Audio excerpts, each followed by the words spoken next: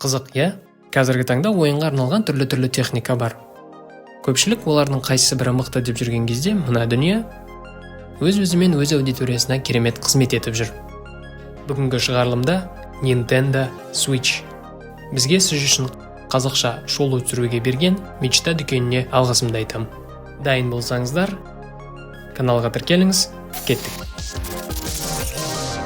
Бәлкім көпшілікке белгілі емес шығар, бірақ Nintendo әлем бойынша сатылымдары ең жоғары консоль болып саналады.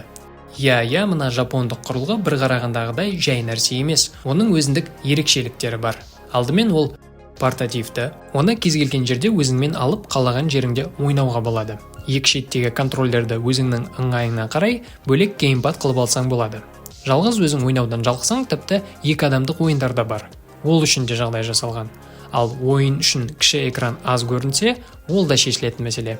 Комплектте бірге жүретін мына док станция арқылы кез келген теледидар немесе проекторға қосылып ойнауға болады. Кайф па? Кайф. Ал енді консольдің өзіне көшейік. Ол жалпы осындай планшет тектес болады. Сенсорлы дисплей, екі шеті контроллер жалғауға арналған. Төменде қуаттандыруға арналған Type-C орны, үстіндегі суытқыш вентиляциясының шығуы, құлаққапқа арналған мини-джек және қосымша ойын картасын жалғауға арналған қосқыш орналасқан. Мұнда ойындар картасын сатып алып, жалғап ойнауға болады. Онлайн сатып алсаң да болады. Бірақ бір шағын кемшілік бар. Аккаунт ашарда сен регионға Қазақстанда көрсете алмайсың. Ол тізімде бар, бірақ өкінішке орай оны көрсетсең, сен онлайн дүкенге кіре алмайсың. Өкінішті, Европа елін көрсету керек болады. Онлайн дүкенде ойындар аз емес. Тегіне де бар, тегіне емес те бар. Жалпы Nintendo тек жеке өзіне шығатын ойындармен танымал. Әлемде оны осы үшін сүйіп таңдайды десек те болады.